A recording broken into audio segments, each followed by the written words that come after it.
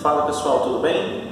Então hoje nós estamos aqui gravando mais uma videoaula de saxofone para você. Essa videoaula é dedicada aos nossos alunos aqui do Projeto Musicar-se.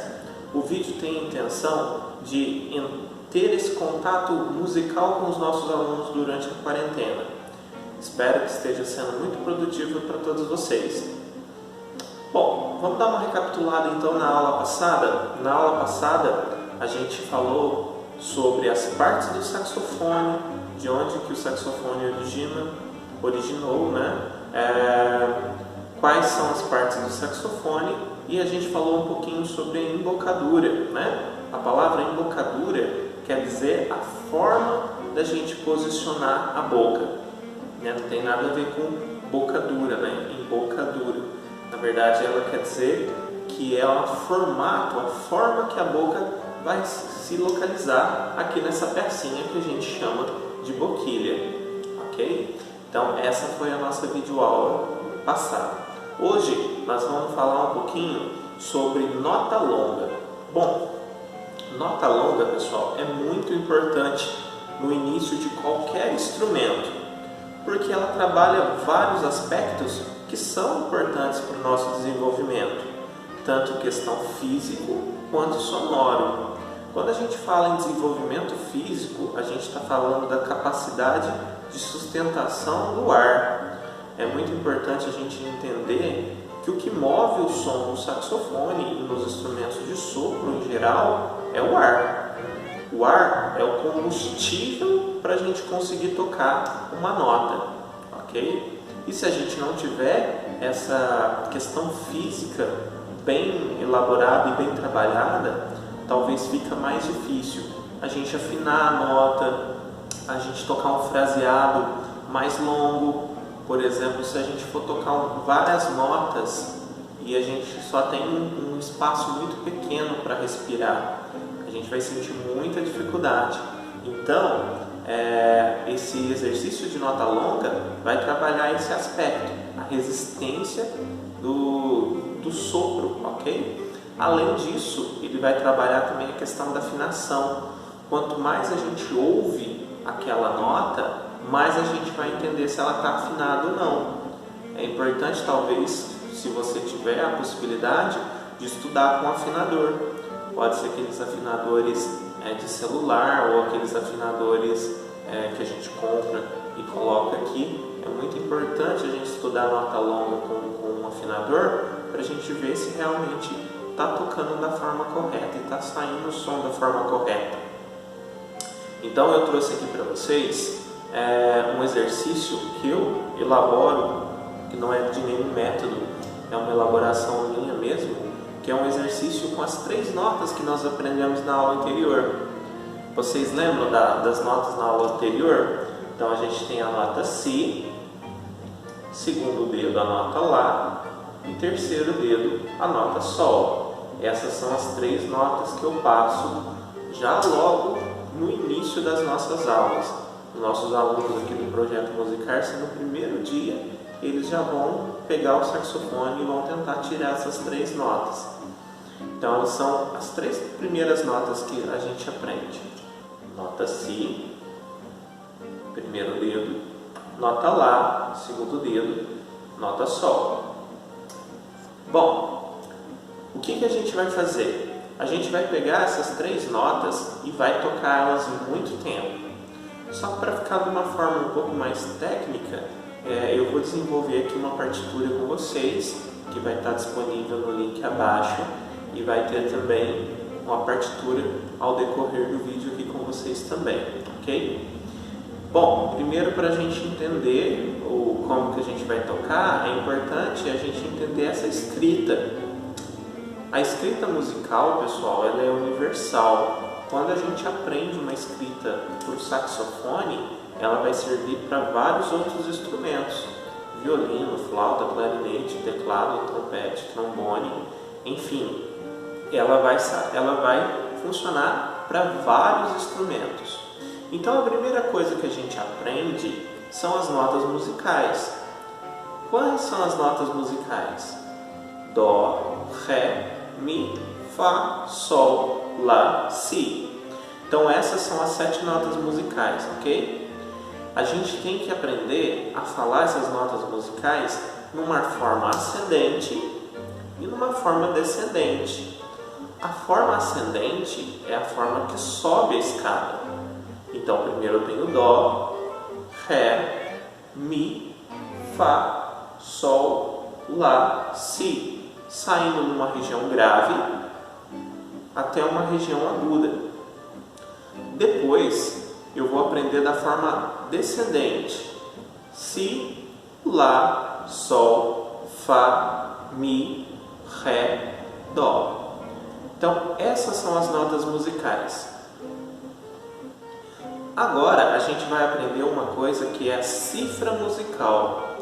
A cifra musical são as 7 primeiras letras do alfabeto maiúsculo que a gente também utiliza como notas musicais. Em alguns lugares do mundo, por exemplo nos Estados Unidos, eles utilizam somente a cifra musical. Então, quando nos Estados Unidos eles vão se referir à nota Dó, eles falam a letra C. Quando eles se referem à nota Ré, eles se referem à cifra D, e assim por diante. Então eu vou deixar uma tabelinha aqui embaixo para vocês olharem e observam. Na nota Dó, a gente vai utilizar a letra C. Na nota Ré, a gente vai utilizar a letra D. Na nota Mi, a gente utiliza a letra E. Na nota Fá, a gente utiliza a letra F.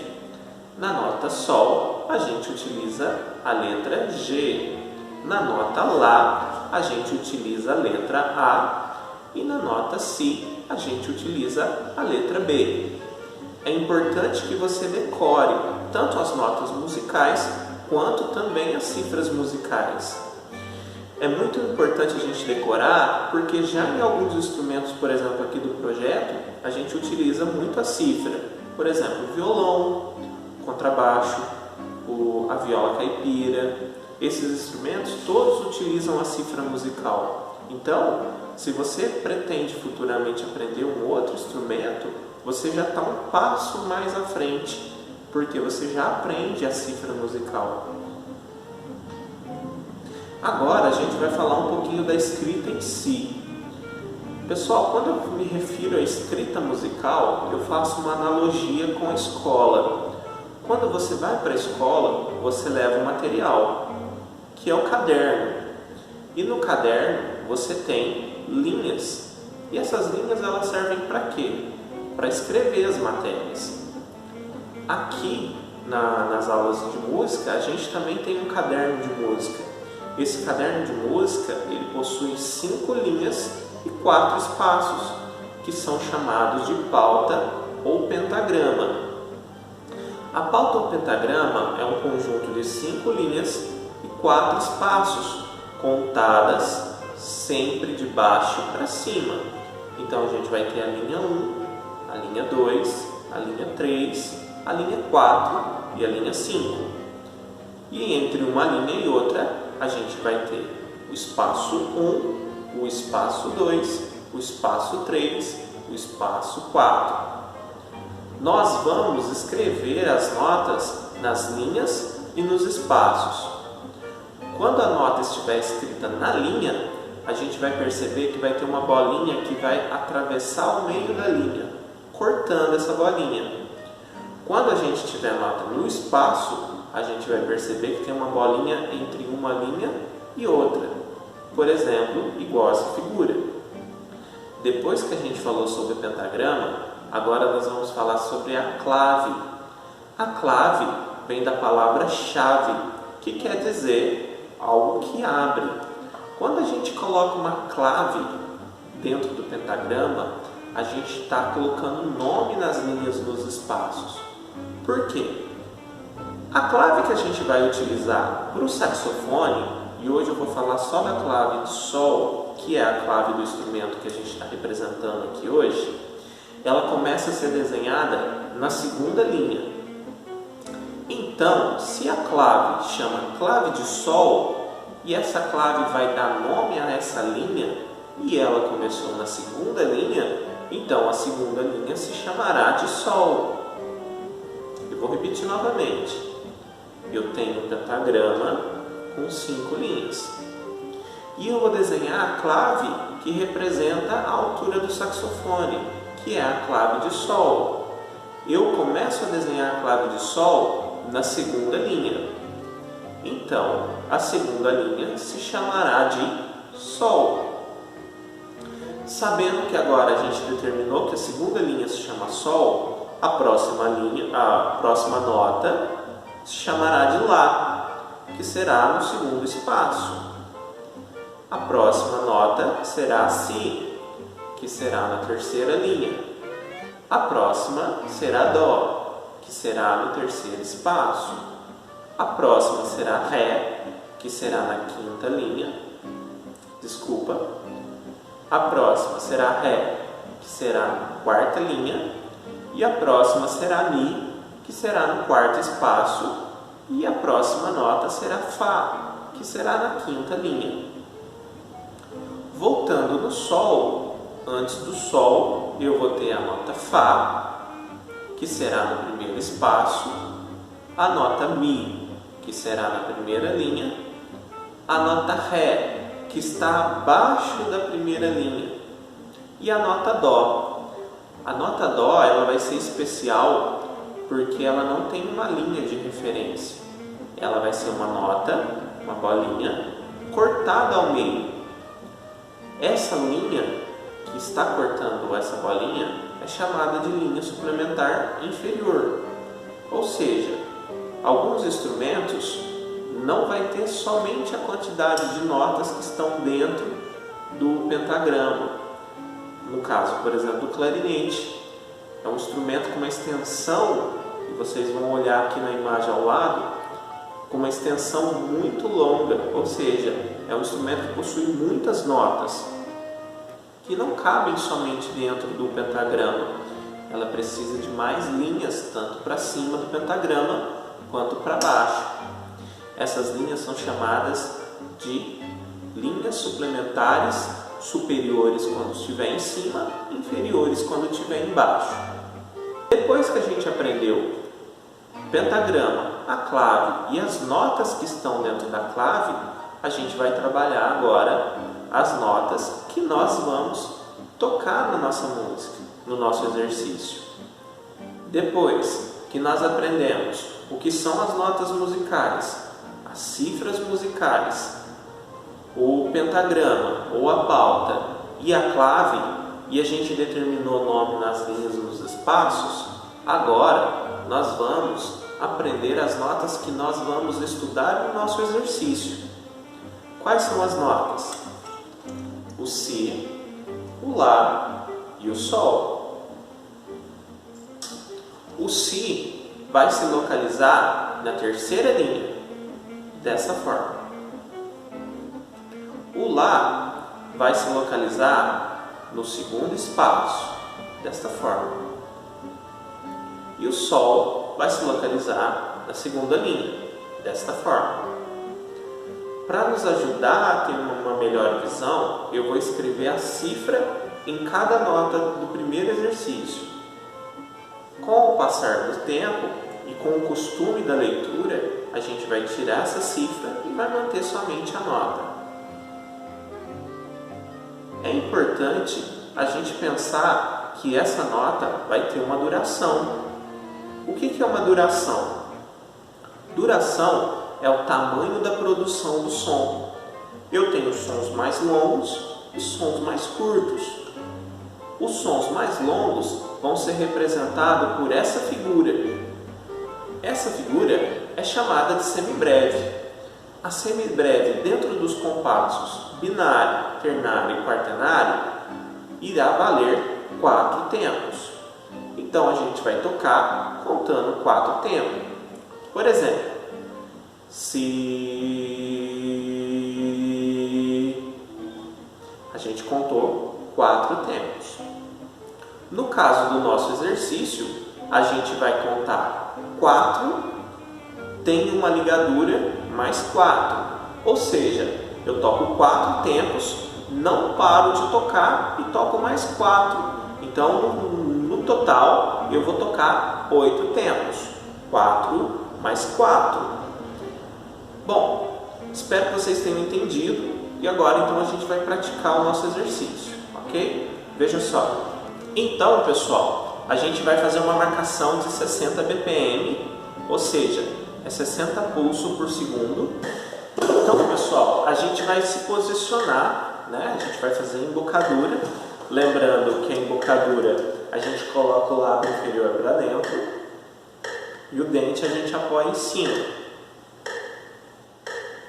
Ok? E a gente vai pronunciar a vogal O para que o som, você vai assoprar, pronunciar a vogal O para que o som saia. Então vai ficar dessa forma aqui, ó.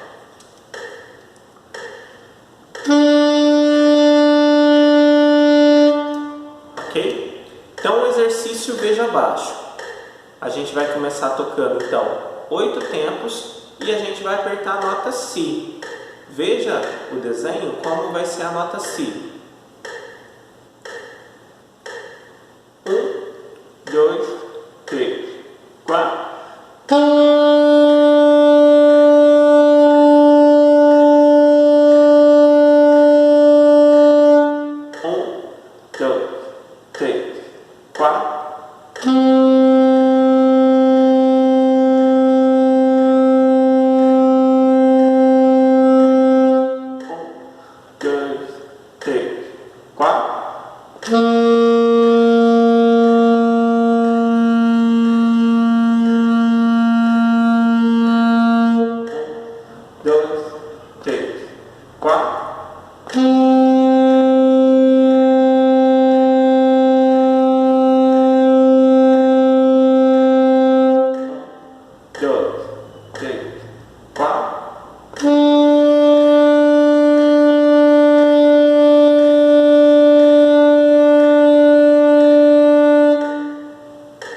Então, pessoal, como vocês puderam observar, eu segui uma batida, que é chamada de metrônomo, tá? E essa batida vai me orientar quanto tempo eu vou tocar, ok? Então, eu conto na mente 4 mais 4 e depois eu troco de nota.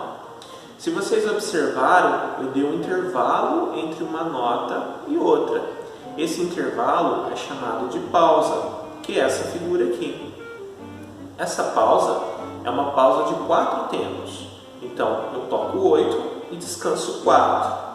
A gente vai observar que ao longo do curso, a gente vai diminuindo cada vez mais esse intervalo, passando a não ter intervalo algum, ok? Agora eu vou mostrar para os alunos que tocam sax tenor, fazendo o mesmo exercício com eles, ok?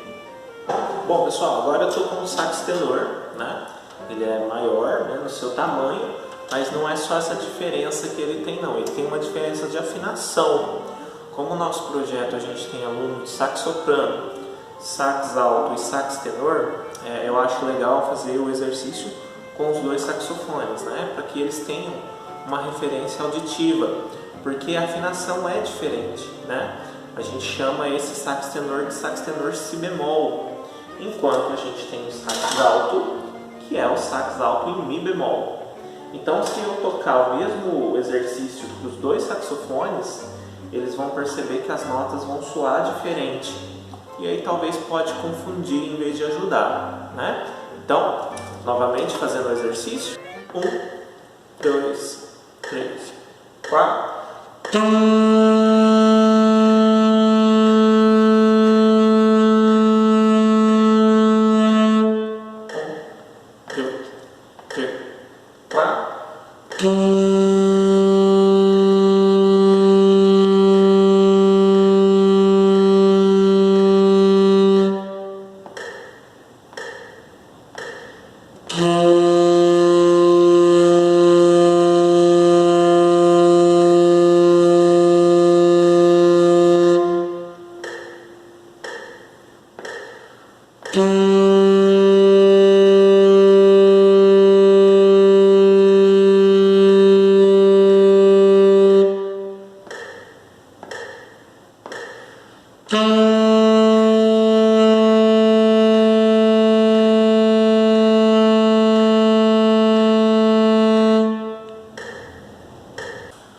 Bom pessoal, essa foi a nossa videoaula de hoje. Então hoje na nossa aula a gente aprendeu várias questões importantes. A escrita musical e o exercício de nota longa.